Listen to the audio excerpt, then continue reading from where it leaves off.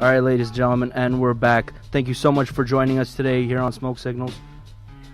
So I just want to introduce my guest today. I'm here speaking with iPost Alone. How you doing, my man? What's up, Artie? Hey. Thank you so much for having me. Thank you so much for coming on. This is actually our premiere episode, so he's doing me a big favor. Help me break in the 5 o'clock spot here on City World Radio. So, Post, listen, I'm going to ask you just a couple of questions just to ease into this episode, okay? Everybody who's listening right now, other than your fans who are from Instagram, and YouTube and stuff, they all know about what I love. I talk about what I love all the time, so what we're going to do is we're going to try to talk a little bit about what you love, okay? Let's do it. All right, so here's my question. Question number one. Favorite cigar? Bahike. Oh, that's so cheap. Okay. All right. So, That's easy. okay, that is easy. So I want to make it a little more difficult. Can you please tell me and tell the people really quickly why you like the Bahike so much? I like it because it represents something that's hard to achieve. Just like when you work hard and you finally get what you want. Bahike is the same thing. You can't walk into any B&M or brick and mortar store, especially here in the States, and buy one. You can't walk in anywhere in the world and just pick up a cigar or pick up a Bahike and just smoke it. So let's see how much you like Bahike. Do you know what the word Bahike means? I have an idea. So Cohiba, right, is actually the Taino word for tobacco. Okay. And Bahike is actually the priest or the chieftain that would conduct the ceremonies with tobaccos in the village. That was the Bahike. Okay, I heard something like that. Yeah. Now, I'm pretty sure you know this. I love the Bahikes too. What's funny is if you ask me that, I would tell you the same thing. But what exactly? So other than just because obviously the Bahike has an aura around it, right? Everybody knows about the Bahike. It's like in hushed tones, everyone wants one. Yep. Everybody loves them. I have a couple that I've been aging for like 5 years, and I don't dare touch them. To. No. Well, let's talk about that a bit later. But how about as far as the flavor? What do you like about the Bahike as far as how it tastes? So basically, Bahike, if you were to take, let's say, just any Cuban cigar, just let's say for example a Bolivar or even a Punch, just any regular production Cuban cigar, and you were to smoke it right now, it would be full of those flavors that you would only get from Cuban tobacco and Cuban soil. That I guess some people call it hay or barnyard aroma. But Bahike has those notes that you're looking for in a Cuban cigar, except toned down and like smooth. Like it's just a smooth feeling. And when you're smoking it, it's not harsh, but it's also not too mellow, and you're getting what you want. It's basically like sex. It's it's the closest you're gonna get. I with guess your clothes on. I guess I'll have to agree. But you know what's interesting about the Bahike, and are you familiar with the medio tempo leaf? A little bit. I'm not too familiar with the process of growing tobacco and fermenting and all right, that. cool. But So I let me have teach an you. Let understanding. me teach you real quick about Shoot. this because this is really awesome. So the thing that makes the Bahike so amazing is that they have something called the super ligero or the medio tempo, which grows in about 1 out of every 7 plants. So it's the ligero is the top of the plant. It gets the most sunlight, ergo the most amount of oil production. So when you ferment That's it, the strongest part, yes, right? that's what gives it the most flavor. And then sometimes there's an even higher level, the medio tempo. But again, like I said, it's only 1 out of 7 plants. So now you have that leaf, right? The rarity of it. Yeah. And on top of that, when you're talking about Cohiba plants, Cohiba is known to use maybe about half of their Cohiba tobacco. Well, that's why they're Cohiba. for the cigars. So you'll have to put that into perspective as well. If the medio tempo doesn't meet the extremely strict standards of the Cohiba tobacco, that's going to go towards some other cigar or some other process, not towards the Bahikes. So that's what really, really, really makes them so amazing and so delicious. In addition to it being delicious, I like that let's say for example I get a Bahike 1 or even a box, right? And I go to smoke it, I light it up. As I'm cutting it, there's a small possibility that this may be the last one I'm smoking. I kind of like that feeling that goes along with. Don't get me wrong, it tastes great, but a lot of cigars taste great. Opus X tastes great. A lot, you can go into any cigar store, throw a dart, and you'll hit most likely a cigar that tastes good. But Bahike, in addition to tasting great, you have a cigar that, this may be your last time smoking it, because as an American, especially with the embargo and everything, we may not get another one here. Or You know, even overseas they may not get one because Habanos keep saying that this is the last. This is the last time we're releasing That's it. true. You're absolutely right about that. They've threatened that a whole bunch of times, and they come out every, like, what would you say? I think like every couple of years. Well, now it seems like every year, doesn't it? But I remember when I got them, I didn't see them for a couple of years. Like, at least they were extremely rare, and then they came like maybe like from 2015 on. So I was here in New York at a lounge, a cigar lounge, and we got into the conversation of Behike, and the gentleman who owned the cigar lounge, he said to me, enjoy it because that's it. They're done. They're discontinued. They're not making them anymore. So a couple of weeks after that, I went to Switzerland, and I'm in La Casa del Habano in Switzerland, and I meet the director for Habanos in there, and he says to me, yeah, next month we're gonna release a few more Behike, and I'm thinking, wait a second. They're not discontinued? He's like, no. This store, the one we were in, he's like, you're going to have a few boxes that you can buy here. I'm like, wow. You know, because, okay, can I tell you, it would be like Disney canceling Mickey Mouse. Yeah, they're smarter than that. It makes no sense because, you know. That's their Cohiba, breadwinner. Yeah. Cohiba, well, I mean, every Cohiba sells like fire, let's be honest. But the Behikes. Everybody wants Behike. Exactly. Here's the cool thing. So the first round of Behikes came out, I believe, in 2006. 100 boxes of 40. They were all rolled by one woman named Norma. And the funny thing is, those Behikes did not have the medio tempo. The medio tempo, but they were a unique 7-inch. Like I think it was 50. God, is that the one with the old band where you have the posted dual bands, Cohiba, yeah, and then exactly. it has the second band that says Behike, yeah, and they had numbers on them yes, back then. Every single one was numbered. I have never seen those in person in real life, only in pictures. They're extremely hard to. It's almost like impossible. Yeah, exactly. I wonder if anybody still has those. Can you imagine people holding on to those? Well, I don't know if you saw. Did you see the post that I made? I made a post on Instagram that's ashholenyc. Ashhole. A-S-H-H-O.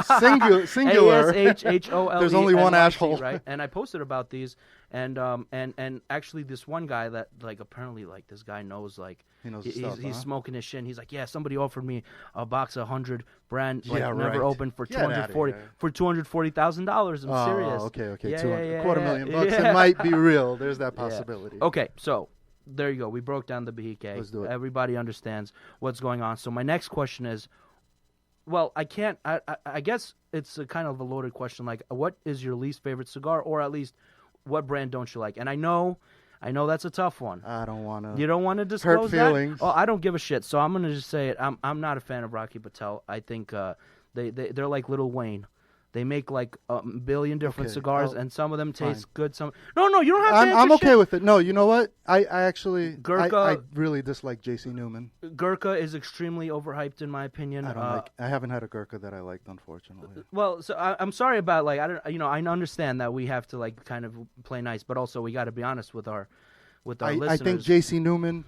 I think it's way overpriced for what they're offering. It's basically Dutch Masters with nice bands and in a nice leather box. Did you ever see the box?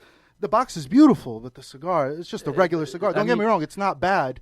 But when you look at the price, you look at the cigar, you look at the box. The box is beautiful. The price is outrageous, and the cigar is just okay. It's that's the thing. It's supposed to, like, catch your eye or something. And right? it does. But who gives a shit? Once, if it and that's it. I'm not going back to it. I actually have a Gurkha, His Majesty's Reserve. I haven't opened it yet. It's a $750 cigar. Oh, that's ridiculous. So this one is a little hard to price. Check this out. Shoot. What my rarest Gurkha, I would say, is called the Gurkha Trump Presidente. Right, so they made 2016 of these bad boys for his inauguration, and they gave them out during his inaugural dinner. Now, here's the trick: they didn't give them all out. They had a couple left over. So what? Somehow, of course, they got to sell it. I forgot what website it was. Some really, like, it's not one of the more popular ones. It's a bit more obscure website. It was my boy Brad that got this, not me. So, and they sold them for $20 a pop. Okay. On this website, like 100 of them or something, and he bought like 4 of them, and we traded for some Cubans. Yeah, so now I have now I got my hands on 2 of them. So what do you do? How much does that shit cost? I don't know. I'm just gonna wait until either he gets impeached or reelected, and then I'm gonna sell it to, like, a really, really rich Republican. Oh, you're gonna guy. Make a killing. Yeah. You'll do well. But again, they sell for like 15, but they sold for about $15. Here's the thing: are you familiar with Half Wheel? Of course, yeah. It's arguably the best, most well-known. That's the source. Yeah. So he had a series where he did, like, extremely extremely rare opuses, extremely rare. And this Trump Presidente cigar was going to be on that list. Okay. But then once they sold a couple of them online, he had to take it off the Why? list because now even if it was just like 100 sticks. He had to take it off the super rare list because people were able to get their hands on them. Okay. All right, even if that it was for explains like it. 3 days or 4 Let days. me ask you a question. Sure. Half wheel or cigar aficionado? Ooh. I mean, what's your source? Where do you get your cigar information? Well, to be or perfectly prefer? honest, I don't particularly read half wheel reviews at all. No? Just because I find, but I don't really look. I don't read reviews at all. Period. Okay, that's a good way to go. Because you make your own decision. Exactly. I don't want to be like because since I do reviews, I don't want to be like feel like some people are. Yeah, you don't want to be biased, and you don't want somebody Exactly. planting seeds. And right? also sometimes like sometimes I have an issue because I'm like a little self-conscious that I repeat myself when it comes to cigars. It's okay. But some cigars does. Some cigars taste the same. Everybody's going to tell you, oh, this cigar tastes oaky, or this one has cocoa or espresso. It's all the same.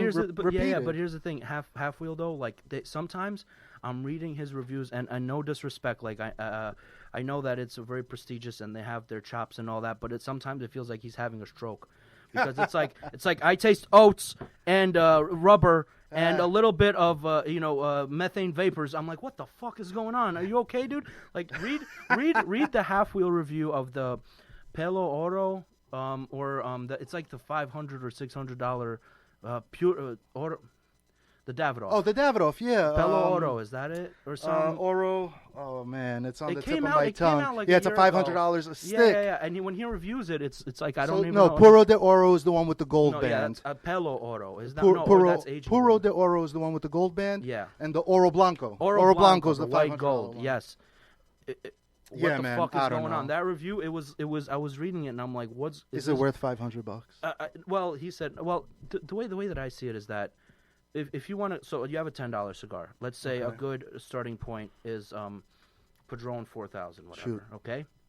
Everybody likes that shit, whatever, unless you're retarded. But so Padron 4000. Then you got a $20 cigar, like the 64. Okay. Is it 2 times better?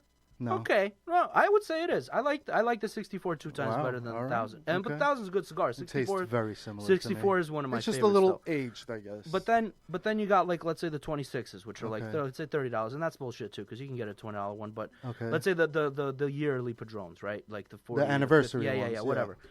$40. Are they 2 times better than the 64? Are they? Hell no. Then you got let's say you got like the Hammer, the Padron 50. That's like an a excellent $75 cigar. But is that cigar 8 times better than a 4000? No. And maybe. But then you get to $500 a cigar, and then you have to ask yourself: is this fucking cigar really 50 times better than a Padron? But there's a difference between setting a $100 bill on fire or setting $500 bills on fire. And if the David, you're very experienced with retail, right? So what do you got to do to sell a $500 cigar? One cigar. I can understand if the box is $500. That's one thing. One cigar. So okay. That's cool that you asked me that. So let's say I'm in the humidor and we have this cigar. How would I sell it, right? Yeah, what's Number your one, pitch? I would not push it on everybody because that's a little obnoxious, right? Some guy that smokes $10, $12. Yeah, you want the guy that's looking for opus. So exactly. So a guy walks in, and I would be very I wouldn't be like you got to check. I would be like, listen, are you in that mood today? Do you want to see do you want to see the cool shit or not? How's Just your tell stocks me. do today? Yeah. And if the guy's like, yeah, show me what you got, they know that I'm just trying to show them the goodies. Yeah. You know what I mean? So I always try to be very non-threatening. I never try to push it like, yo, you got to try this. This is my $500, best $500 I've ever spent. Because honestly, I haven't tried it. I obviously can't afford that shit. So I'm not going to tell the guy I don't know. I don't have the courage or the heart to spend or even light $500 on fire. And honestly, I could look at it from the point of this would look nice in my humidor, but then again, it's going to take away from other sticks I could buy. I could get 5 Bahique for that price. Yeah, of course. I mean, that's kind of how it works, right? You got to take your favorite cigar and multiply. And then you got to see, okay, how many of these can I get for the price of this shit? Is it worth it? Exactly. That's why I brought up the 4000 because that's a good baseline $10 cigar. I think nice Maduro. It's a great size. Nice, flavorful cigar. Yeah.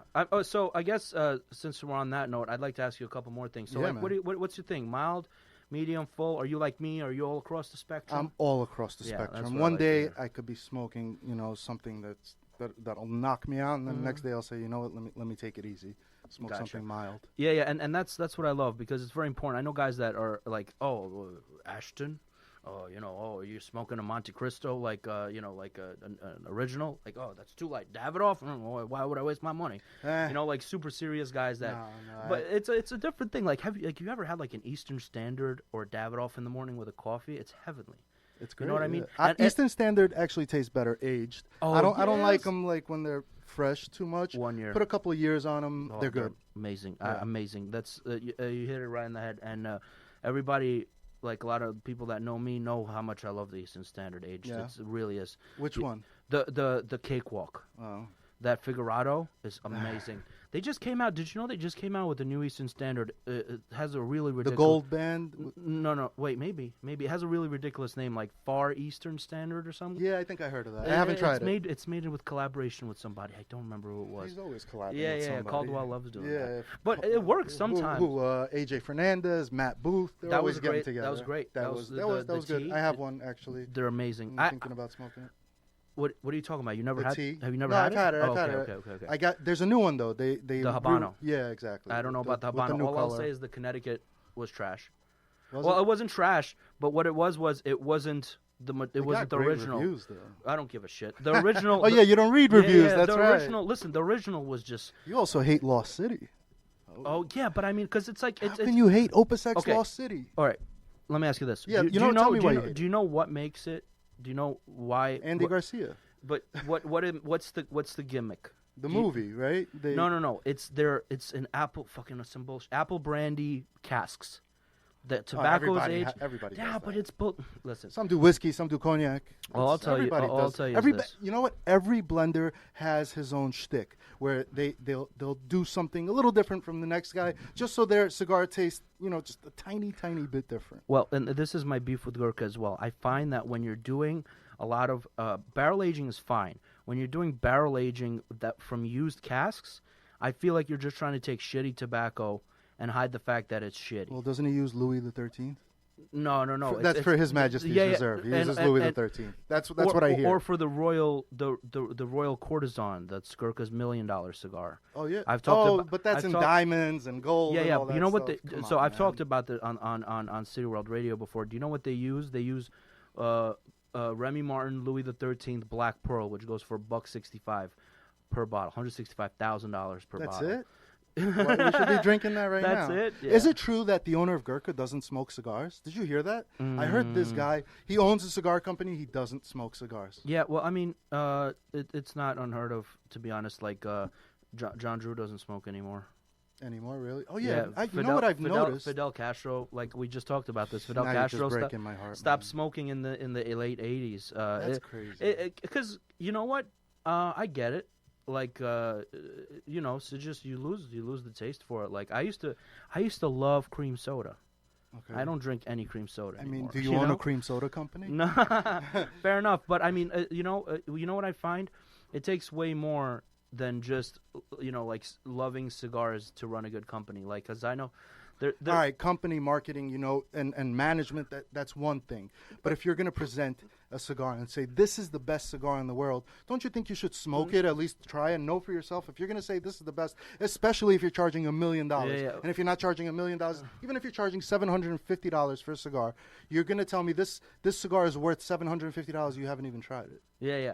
I mean, okay, fair enough. But again, the thing is that where I want to come from is the talent, right? If you know how to manage talent, I think you're good, right? Because if you can get somebody that knows what they're doing, then that should be the face, no?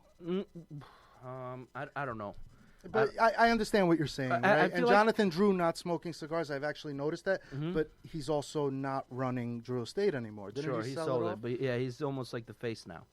So he's still the face, though. He claims to be the creative behind it, right? He's an artist now, and he's the creative director more than anything now. He's not going to tell you that this is the best cigar. But at the same time, though, John Drew is like the reason that I started rolling my own cigars. I love his story.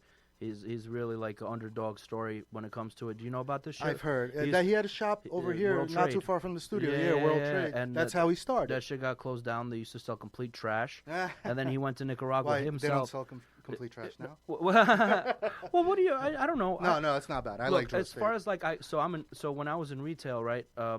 you would get a kind of like a feel for what people like, and most people tend to be fairly okay with Drew Estate. Like, I like Drew Estate. No, I was. Listen, even when totally a joke. If I get trashed, like if I don't drink much, I'm more of a smoker. But if I do drink, and I get trashed, I could smoke one of those acids, no problem. I've never had an acid, but I did have a Liga 10th anniversary not too long ago, and it's one of the best cigars I've ever had in my life. The one with the black band?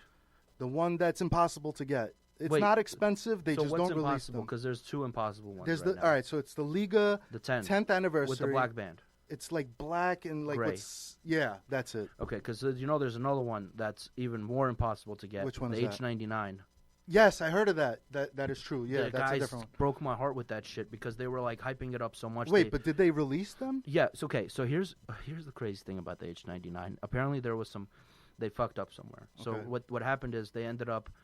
They put the carriage before the horse. Yeah. So they overhyped it. They said we're gonna pump out this amount of cigars. It was like a different wrapper, like Corojo, Connecticut Corojo wrapper. And the H99 also stands for some sort of tobacco. I don't know. But I don't know about that. So I'm only telling you what I know because I don't want to like misinform. You know what I'm saying? But so they had this Connecticut Corojo that they weren't able to like make enough of it, or it wasn't to the quality. Okay. So what they did is they did a store raffle. So you needed to spend a certain amount of money with Drew Estate per year. I think it was like 25 G's or something, and then they would put you in this raffle. Wow. And they only gave out 300 boxes. So all across the United they're all States. gone, and they'll never be there's again, another right? No, there's another raffle like coming up soon, but it's still. Oh, so did they figure out how to grow this tobacco leaf? No. I mean, like, listen, I worked in so I worked in Cigar Inn, which was Casa de Monte Cristo, which is Monte Cristo, which is Altadis, which is, you know what I mean? Like that's the biggest name in tobacco. It doesn't get any bigger. I think so. They own a piece of Habanos. Yeah, they own 50%. Yeah, or 49, whatever. So it doesn't get any bigger than that. And then hey, can we get some H99s in the goddamn store? No, absolutely not. No, we can't because it's a raffle. It's ridiculous. That's crazy.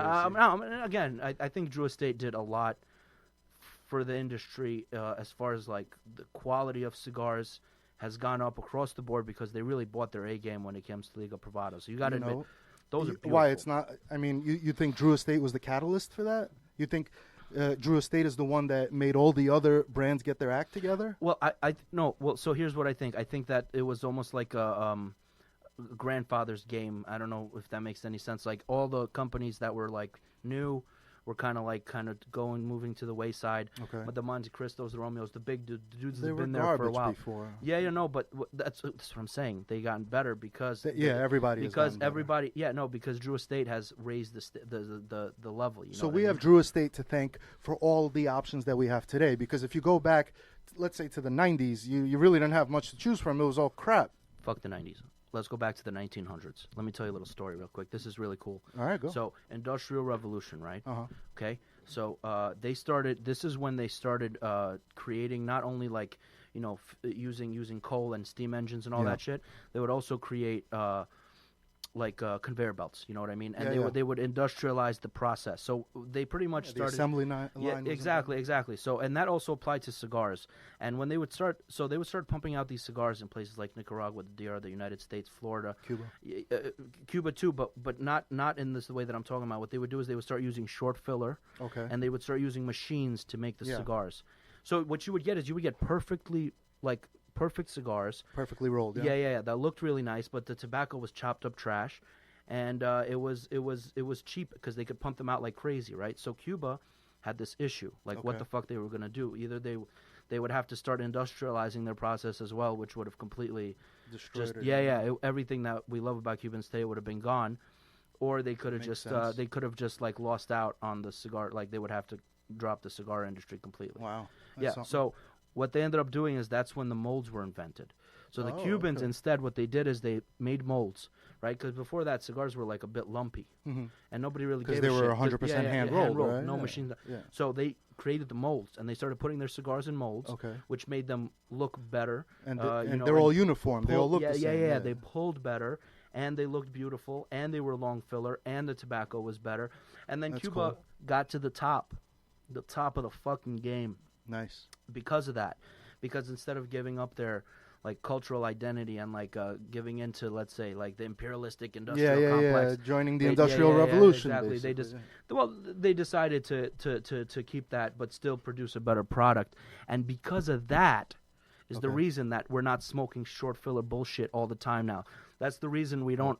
Thank you, Cuba. Yes, no, seriously. If it wasn't for Cuba, we'd all be smoking Dutch Masters all the time. That would probably be the only thing available because nobody would even go through the process. Imagine if Cuba, right? Because then once Cuba started producing these beautiful, wonderful cigars, and they became the highest standard of cigar possible in the world. Everybody copied, and somebody has to set a standard, and the reverberations that have been felt since this time, right, are still being felt now. That's why Cubans are like the top standard to some people. That's the holy grail, right? Yeah. I mean, even though obviously you can argue that all fucking day, I think the Cuban quality is. What do you think? What do you think will happen when the embargo is lifted and it's a level playing field? You got Nicaragua, Dominican, Honduras, Cuba, and whoever else grows and produces tobacco. What happens at that point? It's going to be a complete shit show. In what sense? In every sense. I'll tell you right now. So number one. Okay, Monte Cristo, Dominican Monte Cristo, the U.S. Monte Cristo, and the Cuban Monte Cristo. The only reason that these two entities are allowed to exist is because of the embargo. Of course. The Cuba cannot press charges on. There's lawsuits all day long, back and forth. It's still going on today, 60 years later. But none of it's going anywhere at all because of all these the embargoes and all that. Yeah. So the first thing that's going to happen is once this embargo is lifted, there's going to be huge lawsuits against Altadis and against Imperial for all that shit. Okay, now there's probably going to be a really easy fix. It's probably going to be a Monte Cristo Havana, Monte Cristo USA, or some shit like that. Yeah, that's easy to fix. You just put a little band that says Cuba, Dominican, Nicaraguan. But it's also going to work kind of the other way because now Dominican cigars are going to be flooding the European and Asian markets as well. What's wrong with that? Well, nothing's wrong with that. Here's where the problem comes in. The U.S. has 2 times bigger market than the rest of the world combined for cigar purchases. For cigars purchases, yes. Yeah, we capitalism, baby. That's how we roll. I love it. Yeah, so what ends up happening is once America starts flooding in with Cuban cigars, are we going to hurt the Dominican economy? No, we're going to hurt the Cubans. The Cuban cigars are all going to go down the drain. So quality? Yeah, cigar smoking has gotten down since the mid '90s. Of course. Till now, when it comes to Cubans, it's a war waged on tobacco. Yeah. But I mean, I'm talking about just Cubans in general have gone down. If you ask anybody, they'll tell you the amount that's being sold has gone down. No. They've been selling way more. The quality has gone down because the popularity has gone up. Oh, that makes sense. Listen, picture this: 1999. Right. Okay, fuck that. 1995. Okay. Right, me and you were sitting around. That's the year Opus X came out. Right now, right, me and you both order Cubans. Okay. Right, me and you both order Cubans. I'll get from a Cohiba. Switzerland. Right. All right. Now, we're in 1995 right now. No, 2019. 1995. What are we gonna do? There's not much we're gonna Havanas. We're gonna no, we're not going to Havanas. I'm gonna send him in Morse code. Bring you some Cubans. No, we're gonna go to the guy downstairs around the corner he knows a guy that knows a guy that knows a guy, and there's a good chance we might get a fake one. Yeah, so times are changing, right? It's even though Cubans are still illegal in the U.S. to bring in, not to smoke, to bring in. It's legal to bring them in. It's illegal to sell them and buy them, but it's perfectly legal to bring. Like if you were to go on vacation and you brought back, a bunch of boxes of Cuban cigars, that's perfectly legal as long as you're going to smoke them yourself. I'm talking about getting them shipped in. I don't think that's allowed. Yeah, that's not. Yeah, so but because you're purchasing. But they don't give a shit. Like honestly, nobody really even gives a shit. I don't know. I can't speak on that because I don't know enough about it. I can. I have ordered Cubans all the time from overseas and. I haven't had a single shipment lost. But I've seen people have problems. Yeah. I've seen people got empty boxes because customs took the cigars out. But here's the thing. So at least from where I get mine from, and I know that you are aware of them as well. I'm very aware. They have a policy. If a box is gone they'll for replace a month, it, right? 1 month, within 1 month. Yeah, and I've never had an issue. So no, that's great. Shout out to Havanas. Havanas is the fucking best sponsor of the show. They're awesome. And so, where was I? You were saying that we took a time machine. Okay. We went back to 1995. Yeah. So again, we weren't allowed to get Cubans. It was very, very difficult. Okay, so that's why, right? The quality has gone down because supply and demand, right? Right. It's one island producing all the tobacco. So let's say you're producing all these cigars. Let's say in 10, 15 to 20 years, the demand has tripled. Yeah. What's going to end up happening? Your output is going to at least try triple, right? Because you want to make more money. People want the shit. You want to sell the shit. What does that also lead to? That leads to cutting corners. That leads to they got to speed up. We're not going to age it. They got to grow tobacco faster. So and back more. in the day, they would age cigars for 2 years, 3 years, and not have to call it a reserve. Now they slap a fucking sticker on it, reserve to let you know. And then you're paying $60 for that shit. True. You know what I mean? Yeah. So and now that's happening now. Can you So imagine? when the embargo's My lifted? God, do I think? Listen, can I tell you something? This embargo is the best thing that's ever fucking happened to me. And you too.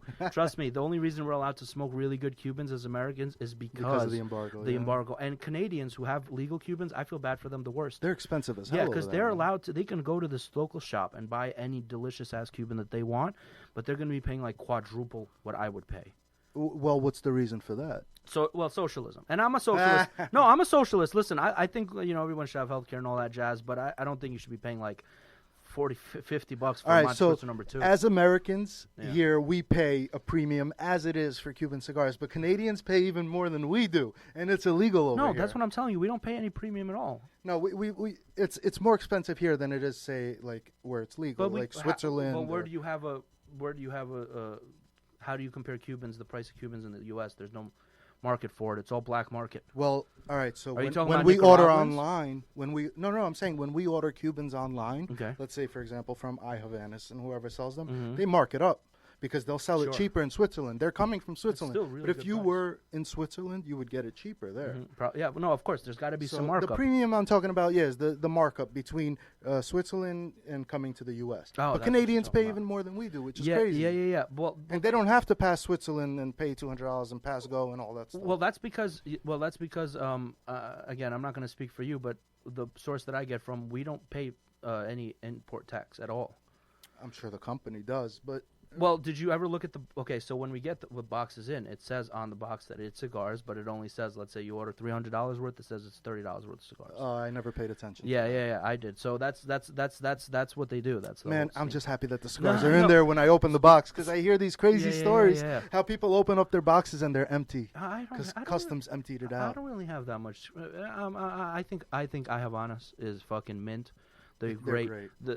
Brian from My Havanas, the guy that I always email if I have any issues, is always responds same day. You know what I mean? They're awesome. Like if something is like taking a little bit long, they're responsive actually. Yeah, I've noticed that. Awesome. I order from My Havanas all the time. Yeah, and their fucking deals are okay. You know what? The prices are incredible, unbeatable. And these guys need to sponsor the shit out of us. Yeah, man. My Havanas, you got to sponsor this show, man.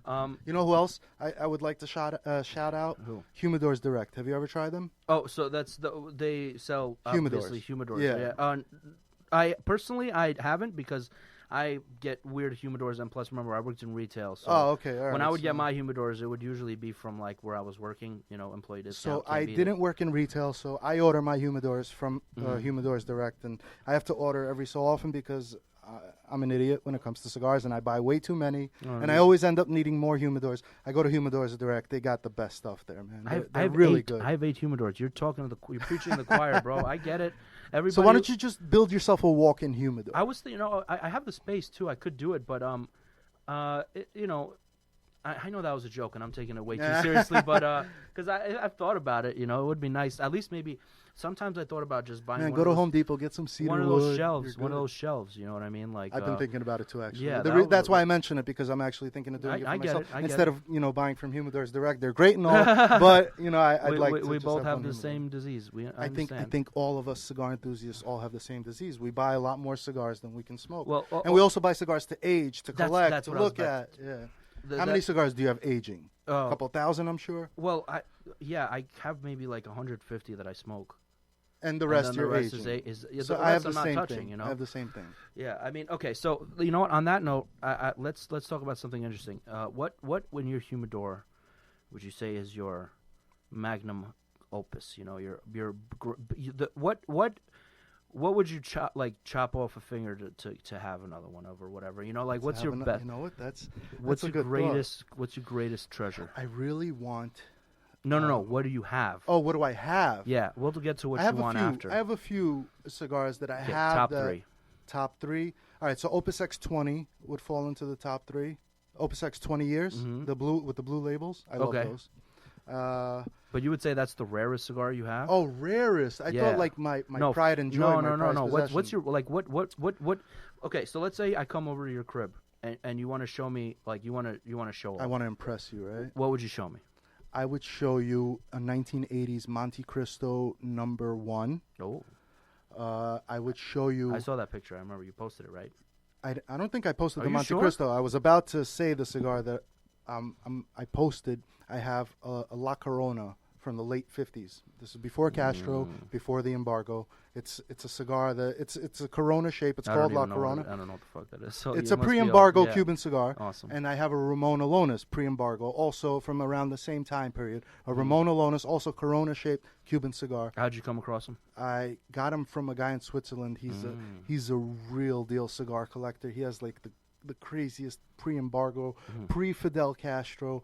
The guy has a mint collection. Like I walk into his place, like I gotta wipe the drool from my chin. It's unbelievable. And he's given me three pre-embargo cigars. I only have those 2 left. One I smoked. I posted it on Instagram. I actually filmed smoking it because it was unbelievable. I get it. Have you ever smoked a pre-embargo? So I actually have 7 of them. Oh, okay. So you know what I'm talking about. Dude. I have 14. All right. So you know. So have you smoked them though? No. I know you like to collect. No. So I, try I, one. I have from 1962. All right, the year before. I have okay. 7 Partagas. You know where I got those from? This is what always gets me excited. I got those from the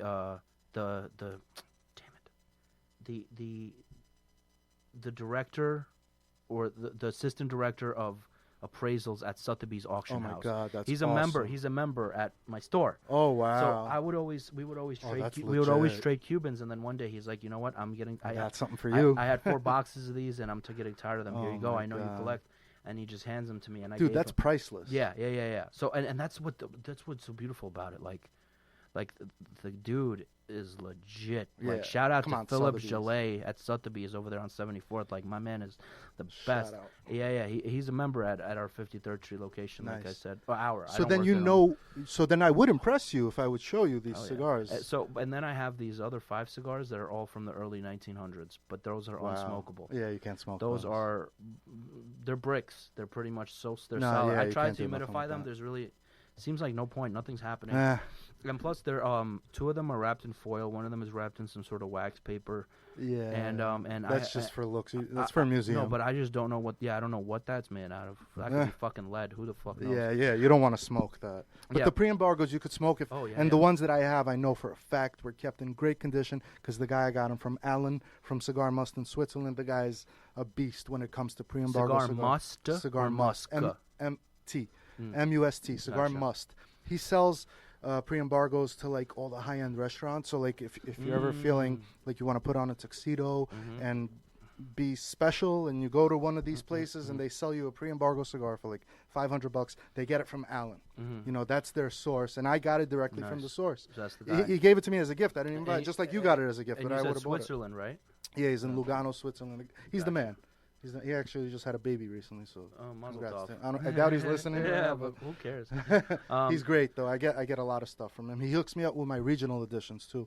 Those are cool. He gets me some really cool regional editions. So real quick, just want to explain to anybody who's listening. A regional edition is what Habanos likes to do is they put out these cigars and they make them specifically for certain regions. Now, personally, like they have in España, they have a Libano, they have a yeah, they'll UAE, have Hong Kong, Mexico, Spain, Italy, Caribbean, Russia.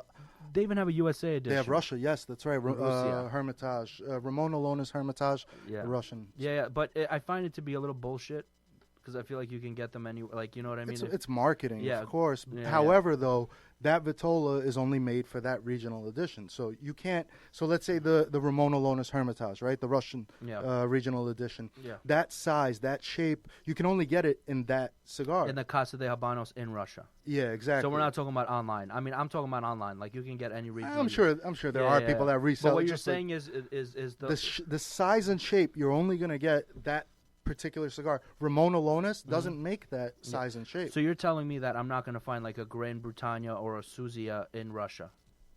No, you could, because they all trade with each So other. it is okay. So it's just a bit. So Susie, you might want to clear that for your audience also. That's Swiss regional Switzerland, edition. yeah. They write on the band, so there's a second band under the original band. It'll say Suiza, Suiza. That means it's a regional edition for Switzerland. Yeah, and it's supposed to be sold in Switzerland only. But all these La Casa del Habanos, they'll trade with each other. Yeah. So like, if let's say you have a store in London, right? You don't get the Swiss or the Russian regional edition. So you'll call me. Let's say I have a store in Russia. You're in London. You'll call me and say, hey, I'll trade you. I'll give you my London or my it's called Great Britain special regional edition, and I'll give you my Russian or Switzerland, whatever I have, and they all trade with each other. That's why you can get a Swiss regional edition in London and the Great Britain in and they're usually like Switzerland. they're usually like unique shapes, like yes, they have, like, yes, usually exactly. Figurados or Salomone. No, not always Figurado. The Gran Quixote, the Sancho Panza Gran Quixote is a Figurado, but they're not all Figurado. So basically, the shape, it's different. So that particular brand doesn't have that shape, right? Maybe a different Habanos brand has that shape, but this particular one doesn't have it. I got you. Yeah, but they're great cigars, and you know what's great about them? They're all pretty much new and fresh, so you have to age them on your own. I mean, listen, there are places that age them for you. Like, for example, when I was in Switzerland, I bought a Bolivar 681. It's from 2011, right? It's the regional edition for Bulgaria. I don't think they never made one before, and they probably haven't made one since. But I got it. It's from 2011, so right now it's aged 8 years. I know that Alan, he's a beast. He aged it. I know they're in perfect condition. So that's the kind of places, obviously, you want to buy from. And that's actually a cool box that I got because Bulgaria. You got a whole box? I got a box. I had to. That's great. See, that's the thing. I don't have, like, I can't afford that shit, right? So what I do is I try to get my hands on like one or two of each of them, and I just age the shit out of them, and I just look at them. It's like, oh man, I just so open nice up. Oh, look, you're so beautiful. And you're so beautiful, Diplomatico Canada edition. You're so beautiful. I don't have that. Bolivar Gran Bretagne edition, like in the España's. Yeah, but you gotta make up an excuse why you're looking in the humidor. Oh, you know what? I'm gonna reorganize them. Maintenance. Yeah, maintenance. Exactly. Yeah. That's the way I roll. Because it's like if I could throw 600 on a box, I would be. This would be a whole different story.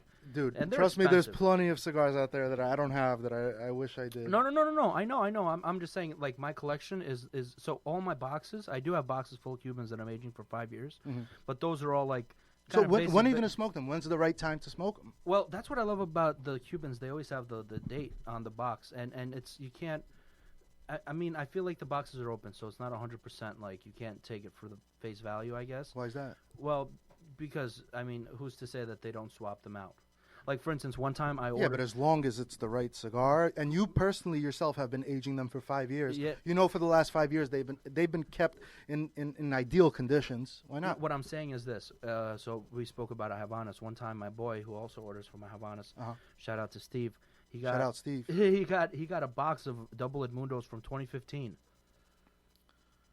Double Edmundo? Oh, Monte Cristo Double Edmundos from 2015? The box said November 2015. So what's the problem?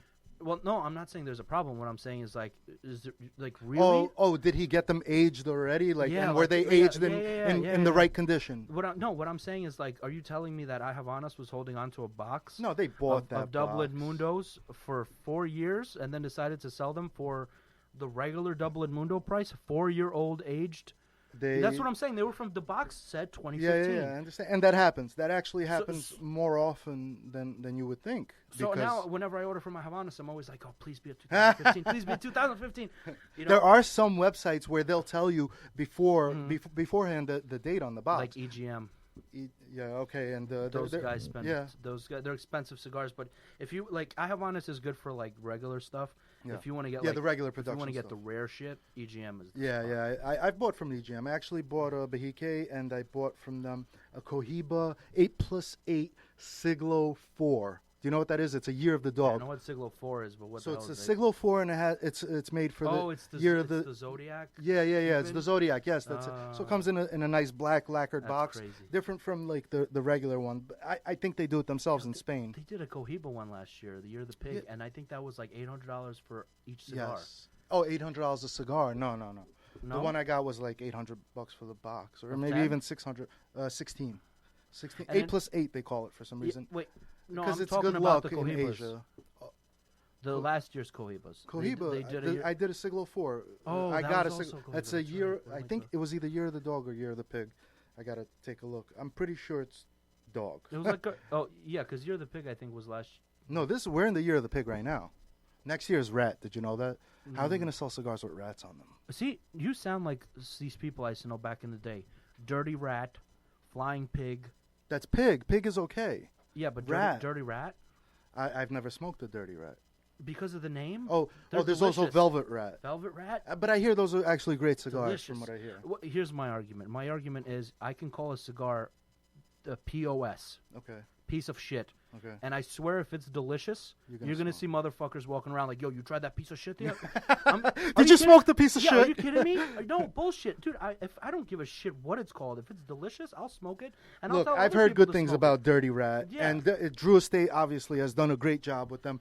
But I'm talking about for the masses, not just Drew Estate fans. For the masses, everybody in the world, are they going to be okay with smoking a Year of the Rat or buying a Year of the Rat cigar? Well, okay. Well, number one, right? About 80%. When you think rat, you But think listen, bad. but listen. About 80 to 90% of high-end Cubans go to Asia anyway. Okay, yeah, that's So true. in Asia, it's going to be like, oh, Year of the Rat. It's Year of the Rat. I'm going to smoke a Year. They don't give a shit, you know, because this is their thing. You have a point. It's That is true. it's pandering to the guys that buy most of it. So Yeah. who cares? You know what I mean? Yeah, Like, you're absolutely right. Yeah, it's normal. I to mean, them. for you, I get it. Right here in America, like Year of the Rat, but also, you know, cigar smokers are. I did find it strange that people are bragging about smoking a cigar called Dirty Rat, and I'm like, really? But like that's okay? It's good. Yeah, I mean, it's a delicious cigar. That's what I hear. saying. Everybody says it's delicious. So it doesn't. That's what I'm saying. It doesn't matter, right? The whole. I think it's almost the irony of it that it's called a Dirty Rat. You know, like honestly, he has a cigar called the Nasty. The Nasty. Yeah, and now he has the Nasty Fritas. Yeah, which is Nasty delicious. Fritas. That's the new Yeah, one. like you know what I mean. Like, and people smoke the shit out of them because. Yeah, I mean, you have a point. You're right. And I mean, they did well with those He called, cigars. he called his flavored cigars acid. That's You know okay, what I mean? though. Well, is it? Because at first, when you tell people acid, they're like, Yeah, "Yo, but- you trying to sell me drugs, boy?" No, Like, what oh, the yeah, fuck? yeah. Well, It that's a has good certain- thing. No, but it has certain connotations, like you know what I mean. Like, I mean, if you're talking about right, if you're talking about just generally the cigar, the spectrum of all the people that smoke cigars, the majority of cigar smokers, I think, don't do acid. You know what I mean? You know what? I've noticed a lot of them don't even like marijuana. Yeah, they don't do drugs. They're not drug users. That's They- crazy. No, I mean, I get it. It's there's a new. No, but they actually frown upon it, and they'll say no, that's bad. Mm-hmm. We don't do drugs. You shouldn't do drugs either. But at the same time, though, I got to tell you, there's I know Hope my a- kids aren't listening. I know a lot of like older cigar smokers that are just they like to party. Seriously, I mean, I There's- don't they blame exist. them. They exist. I thought this goes one in one. Is when you smoke a cigar, what do you want to do? You want to relax. Mm-hmm. You want to put your feet up. You want to chill. And I'm not surprised at all that people smoke a cigar when they're having a good time. Well, I mean, for instance, like I said on my YouTube channel, I have about 95 reviews. I too have a YouTube channel. Yeah, we're gonna plug I'm that. just kidding. We're gonna plug that very soon. Don't worry. But not a single review am I sober. I'm high as fucking every single one. I think you're funny as hell. Yeah, when well, you're, that's when you're the thing high. is, it's all the barriers are down. Right? By the So- way, I gotta say I'm a fan of yours too. Thank you. I'm No, not just a guest. It goes both ways. It goes both ways. My Thank you. friend. So, Appreciate it. So, and I feel like I'm more honest, honestly, and I don't think about it too much. So it's Yeah, just of whatever course. comes out, Yeah, you know. man. Because if you think about it too much, and then you start sounding like halfway like nuts and oats with a bit of, some gasoline, or whatever. And some barnyard. So listen, no to we have espresso. a little bit of time left. I want to close up on this. All right, let's Now do it. this is something that I always considered myself like quite a smart ass when it Okay. comes to cigars. But you the other day I learned something from you that blew my mind. I want you to kind of inform our Yeah, listeners man, let's do about it. the black light. I brought it with me actually. Too bad we can't show it Yeah, but to people that are listening. But, it's explain- very simple. Explain and then direct them to where they can check out your video. about All right, so on YouTube, I did a video, right, of how you can be absolutely sure that your Cuban cigar is real, right?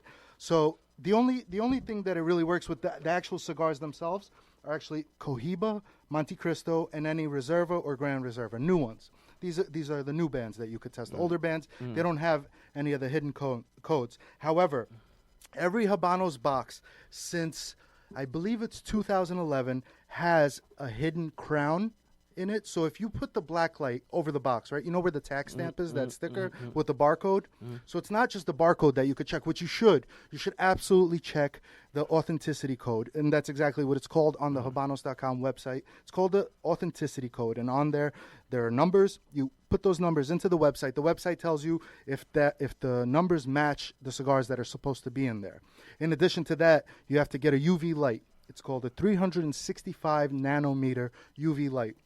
Don't get a 395 because it will not work. 365 nanometer UV light. There's a link for it under my video on YouTube. Just watch the video. You'll see exactly how I do it. I'm showing Artie right now. Do you see on the Reserva band? There's hidden Taino heads on the Reserva band, and on the actual Cohiba band, there's numbers that are hidden, and you can only see them when you're pointing the UV light at them. Now on the Monte Cristo, if you look on the back of the Monte Cristo, if you point the UV light at the back of the Monte Cristos, you'll have the letters M and C, Monte Cristo, and that's of course on the newer bands also.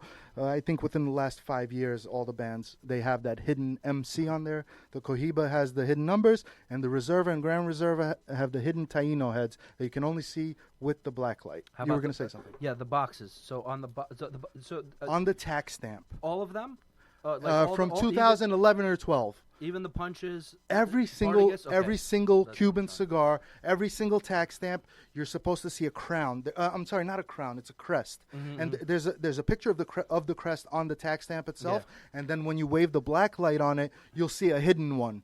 You can't miss it, as long as you wave the black light. Let me ask you this. Does that also need to be, what did you say, 365? Yes, that has to be 365 nanometers. Even for the tax stamp. Yeah, because with the 395, I'm not exactly sure what happens, but the way somebody explained it to me, it doesn't work out too well. So it doesn't, yes, exactly. That's exactly what it is. Yeah, it's different I understand. wavelength. Yeah, okay, cool. So, listen, we're about to round up here. Just really quickly, I want to let you guys know that you guys can catch me every Monday, 5 p.m. here on City World Radio. Okay, we got my show, Smoke Signals. We're going to be doing it every week. Going to have different guests. You going to come back on? Absolutely, Thank you so much, man. If you'll have me. Of course. It was a great talk. And then also you guys can catch me at ashholenyc. That's ASHHOLENYC. That's Instagram and YouTube. I'm going to be doing a lot of really cool YouTube stuff soon. I'm going to be putting my reviews up there too, and you can catch my reviews and a bunch of other content on my Instagram. Post, why don't you tell people where they can find you at? At @IPostAlone is my Instagram. Each word is separated with an underscore, so it's at @I_post_alone. And my link to my YouTube is on my Instagram, but in case you're not Instagram savvy, just go to YouTube, type in Post Alone. Most likely Post Malone will pop up, but if you put in Post Alone Cigars, you should see a few of my videos. But like I said, there's a link from my Instagram. Please give me a follow, subscribe. I'll be very grateful. And please, Artie, if you'll have me back here, I'd love to, man. And yeah, you guys should definitely check it out because he does post a lot of really, really, really great content, a lot of informational Thank you. I appreciate stuff. That. Yeah, a lot of you know, if you're new to cigars and you kind of want to know, you know, what's going on, he does keep it up to date. Me, I don't really focus on the newer shit as much as he does. So I like to, you know, I'm kind of random. Dude, you have great content. But I'll post something from 5 years ago. You know, if you want to know about the newest state of cigars, what's coming out, what's new, what's fresh, iPostAlone is definitely the place where you ought to go, okay? And on that note, ladies and gentlemen, we are done here. Thank you so much for having me. Thanks, man. Thank you so much for listening to Smoke Signals. Good night. Good night.